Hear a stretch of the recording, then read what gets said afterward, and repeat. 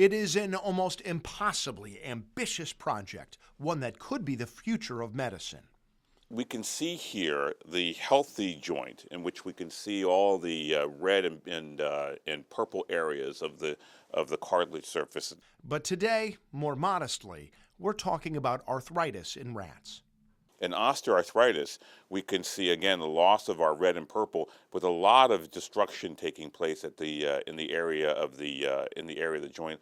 Dr. Cato Laurencin literally wrote the books on regenerative engineering.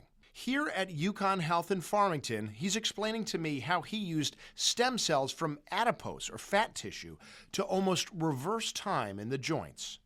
We found that it actually reversed the osteoarthritis that took place. Now, that alone isn't groundbreaking, but this is.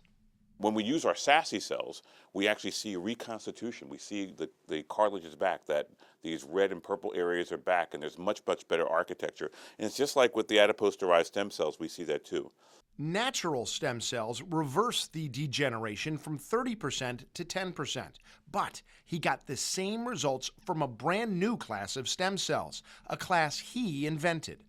And we call them synthetic artificial stem cells, or SASC cells. He said SASC cells can have all the benefits of natural stem cells, but are easier to work with. There are a number of different drawbacks to using conventional stem cells. First of all, most stem cells you have to use are from your own body.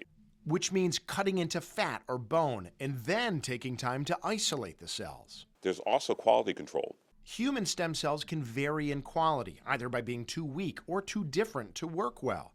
SASC cells are more uniform, and they're more tailorable for different treatments. And because they don't have antigens, they're less likely to be rejected by the immune system. And really, they don't stick around long in the body anyway. That's because, like many stem cells, they work on what's called the paracrine effect. Much like the mRNA and COVID vaccines, the stem cells don't directly do the work.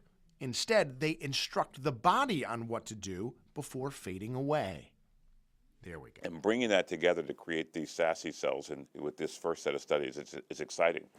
These SASC cells that Dr. Laurencin developed are just the latest innovation in a larger field called regenerative medicine.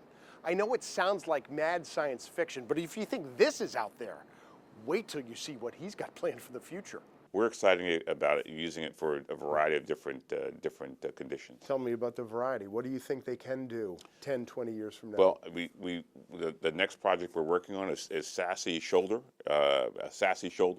where we try to regenerate the rotator cuff. Dr. Laurencin said SASC cells could be used someday to regrow bones and nerves, even cardiac tissue, and then to literally put it all together. Our work, the work that we're doing, is part of a larger project, which is called the Hartford Engineering a Limb Project.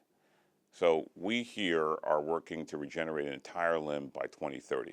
Yes, you heard that right. I want to regenerate an entire leg by 2030.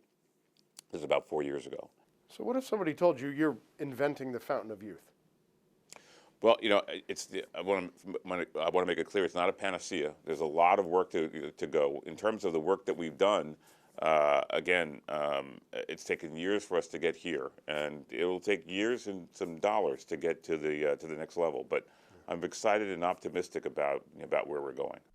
I'm Tim Lammers, Fox 61 News.